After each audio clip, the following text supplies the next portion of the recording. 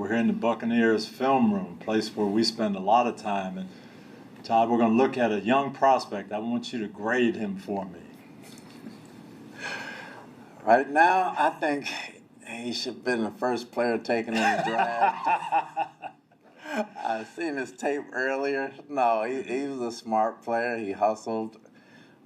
He never made the same mistake twice. He could read defenses pretty good, and he had very good coaching to help him get to where he was at. And there's an interception against the Bucs. Yes, that was Testaverde. There was a few of those.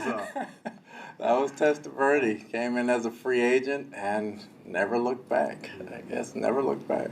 Well, it's funny. I was a young defensive backfield coach in Pittsburgh when you came out. I remember scouting you, and the word on a lot of things you used: smart, tough, knew the defenses. But everyone said Todd Bowles loves football. Where did that come from? Where did that start?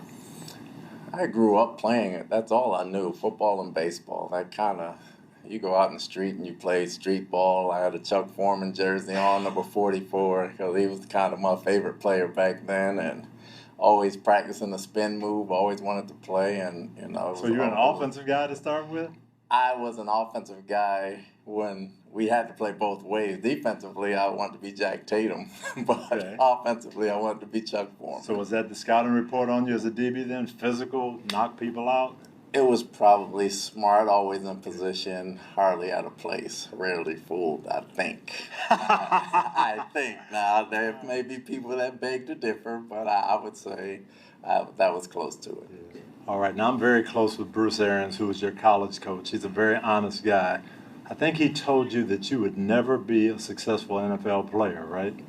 He told me that because I dislocated 6 out of 7 bones in my wrist, and I was never supposed to play again. So he was telling me that I could never play, and I didn't get drafted, I was told, because I couldn't use my left hand, and I didn't want to hear it at the time, so I was hard-headed, so I just taped it up, and I kind of went. I didn't do anything at the combine. I didn't do any bench press. I couldn't even do a push-up.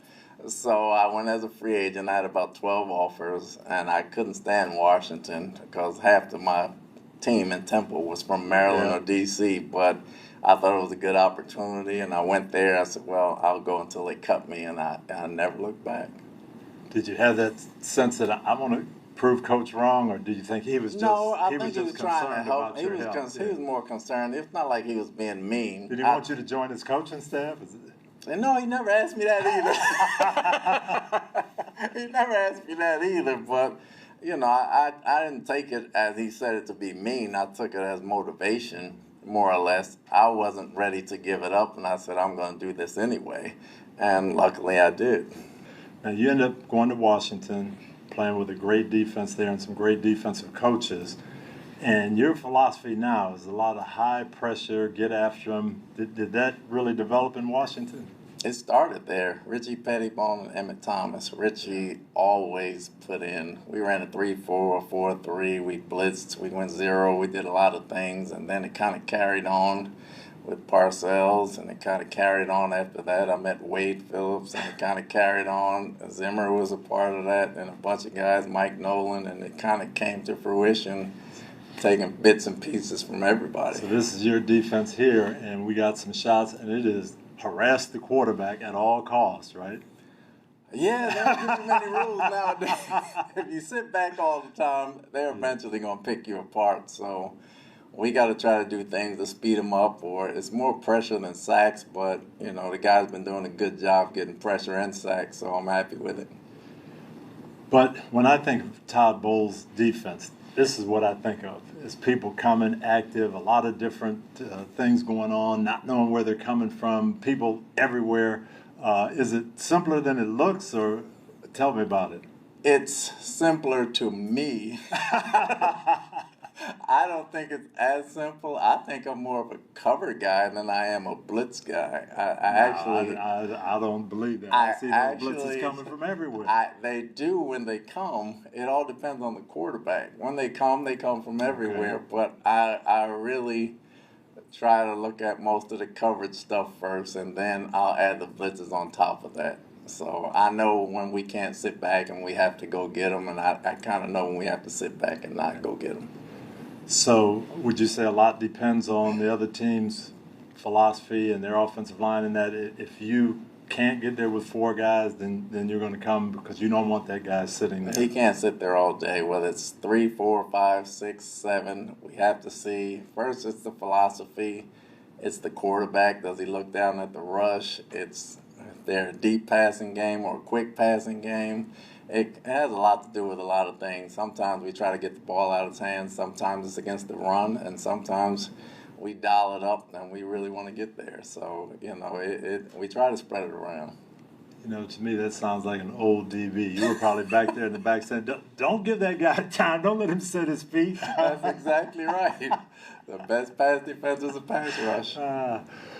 You have a lot of respect for Patrick Mahomes. I love Patrick Mahomes as a player. What kind of challenges does he present to you? He gives you every challenge you could have. Him and Aaron Rodgers, when you see them on the schedule, it's scary because he's smart. He learns from his mistakes. He can see things before they happen. He's athletic. He got zip on the ball. He can throw it all over the field. And I was with Andy in Philly. He's got an outstanding coach, and he knows the offense inside and out. And he's a joy to watch when you're not playing against him. When you're playing against him, it's just a big headache. I have a lot of respect for him. It'll be a big challenge for us. The thing that frustrated me about guys like Patrick, on defense, you can do everything perfectly. Yes. Do everything right, and he comes out of the pocket, buys time, and makes you pay for it anyway. And he can see all over the field. He can see behind him. He can see down the field. He can see in the flat. He does some amazing things. Well, then we go ahead to probably your biggest game as an assistant coach, the Super Bowl, and you did dial back and scale back the blitzes. You got after Patrick Mahomes, but it wasn't necessarily with the blitzes, right? No, it wasn't. The first time we played them, the first quarter, they got up on us pretty good, and they ran by us a couple of times, and the guys were shaking a little bit. The DBs were, because they were younger. And in the second quarter, middle of the second quarter, we went too high, and we kind of calmed it down a little bit. And when you say too high, you mean deep safeties? Yeah, 2 deep safeties, whether it was quarters, cover 2, 2-man, those type of things, because they didn't run it as much the first time. And after the game, when we lost the game, I said, if we ever play them again, I know exactly what I'm going to do. And, the pass rush helped out a great deal, but the guys did a heck of a job on the back end. They had a great offense. Yeah. Mahomes, he's one of my top 2 players I like to watch in the league when we're not playing him, as well as Kelsey and Tirico. But we put together a good game plan. The guys executed to a T. They rushed up front. They covered in the back, and we got it done. Now, that brings something to mind to me. You said when you played him the first time, some things went wrong. You learned from it, and you were ready the second time. Well, this is your second time around as a head coach. Did you learn some things from your experience in New York? Oh, I learned a great deal. You have the answers to the test the second time around. The first time around, you're kind of making it up as you go along. I thought I did a lot of good things, positive way. At the end of the day, if you don't win, you're going to get let go. But you learn what not to do as well as what to do. So second time around, the first time around, I think I tried to learn everything in the offensive playbook, which is not my forte because it took away from a lot of my defensive calls. This time around, I learned that I know I just need to manage situations. Let your coaches coach. Understand where they're coming from. They understand where you're coming from. You see when it looks right, when it looks wrong, and you coach the team, and you don't worry about the offense. You let them run their thing. Now, there are game management things you have to take care of, and the biggest thing I learned is don't sweat the small stuff. There's going to be a guy late here and there. There's going to be, don't have a fit over it and pull your hair out over it. You take care of what you got to take care of, and you move on. So, and I'm enjoying it very much so.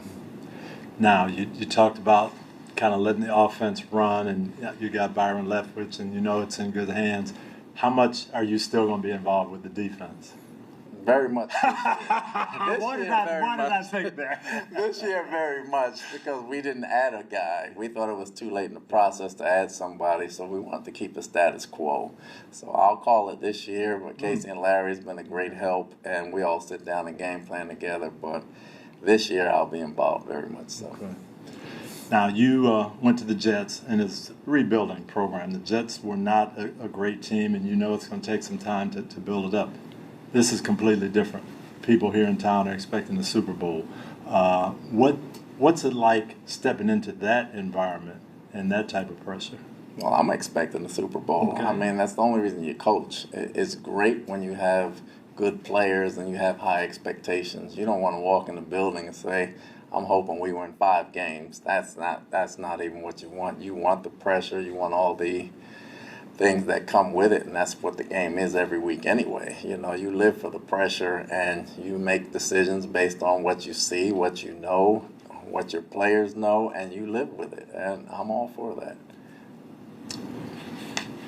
This team, 2 years ago, won a Super Bowl. Last year, they're in the playoffs. Great players. Coach Arians did a great job. So you're taking over a team that's ready, but you still got to put your stamp on it. What's going to be different with the Todd Bowles stamp on this team?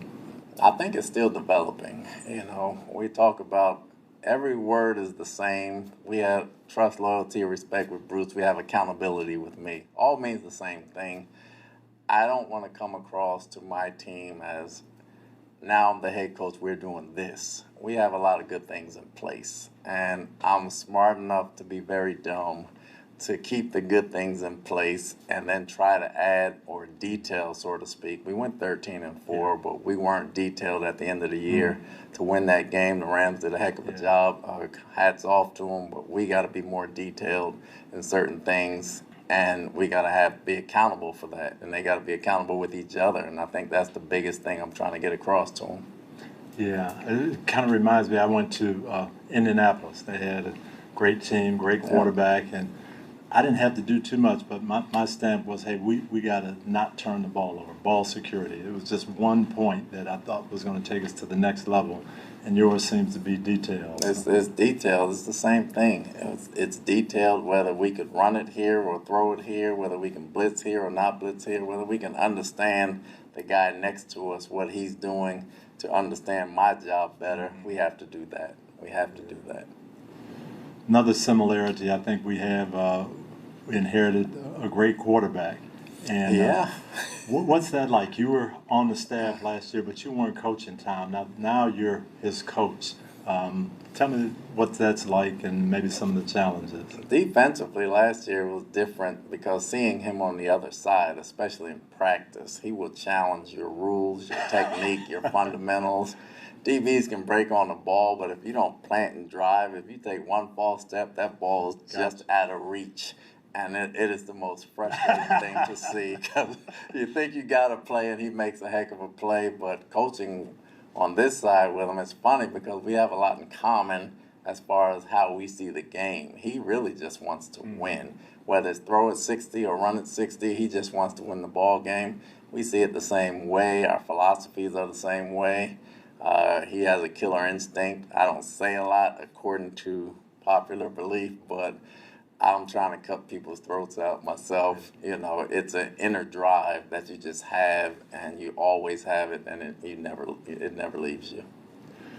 Was there a challenge to not having him here for a period of time in training camp? How did you guys get through that, and where is that going? I thought it was a good thing because we talked about it and we understood that he had something to do. I told the team the morning of, but everybody in the front office knew, coaches knew, and it kind of helped us develop our run game a little more. You know, it's like, okay, we got to play with Blaine or Kyle.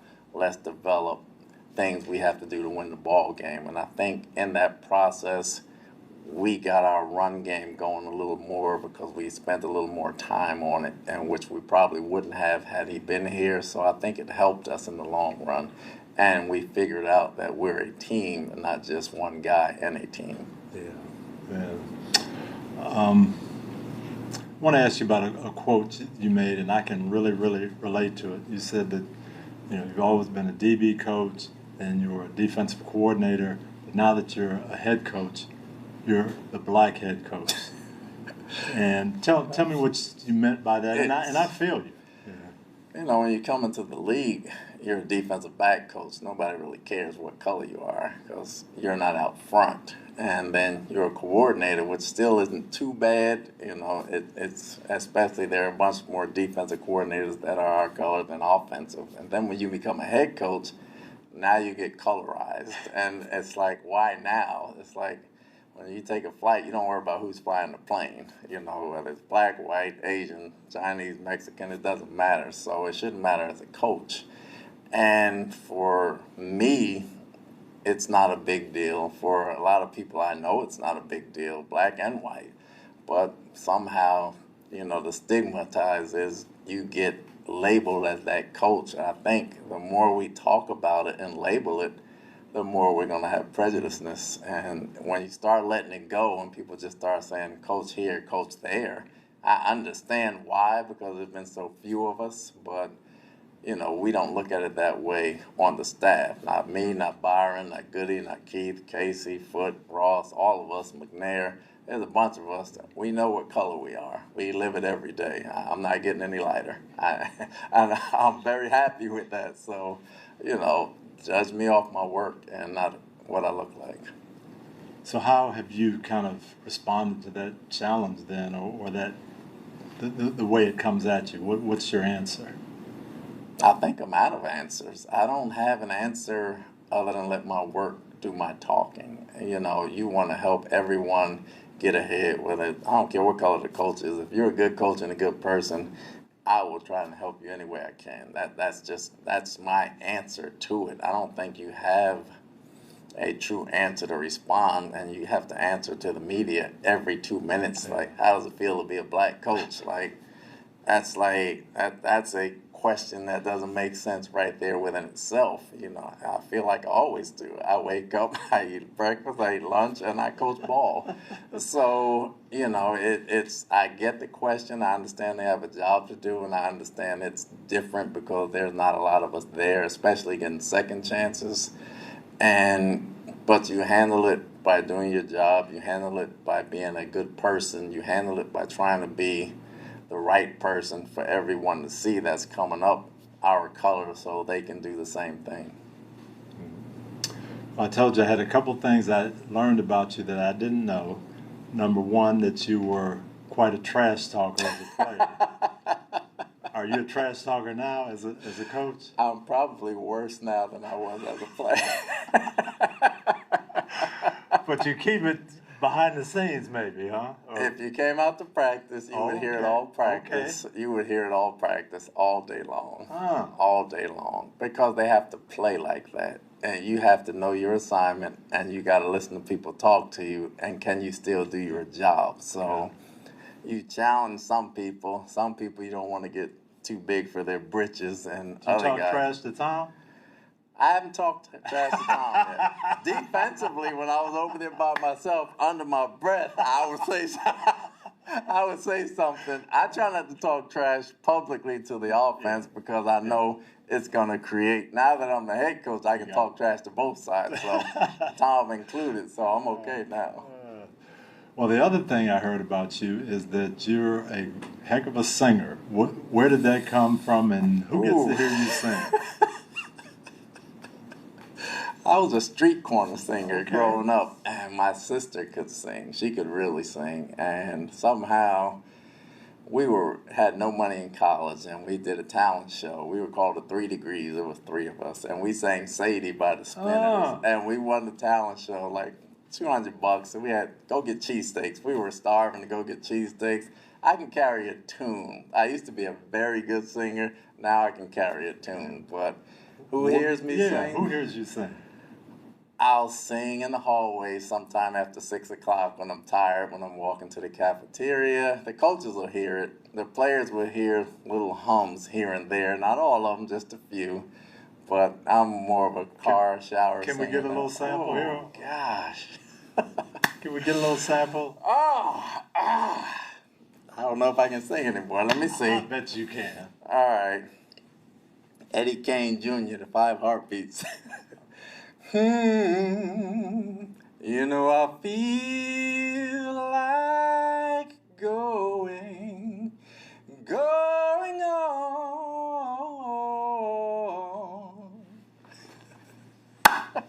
I didn't know that. I didn't know that. Horrible. No, you're right. That's all right. That's all right. I had a few bars here and there. Well, my last question for you. I'm in a small group that of people who have won a Super Bowl ring as a player and a head coach. Yes. What will it take for you to join me this year? Waking up, working every day, staying healthy, playing together. We don't look ahead and we just take it day by day and game by game. I think we'll be fine. Well, good luck, Coach Bowles. Thanks for being with us. This was awesome. Appreciate it. Hi, I'm Mike Tirico, and thanks for watching. Make sure to hit subscribe for the latest news and highlights from NBC Sports.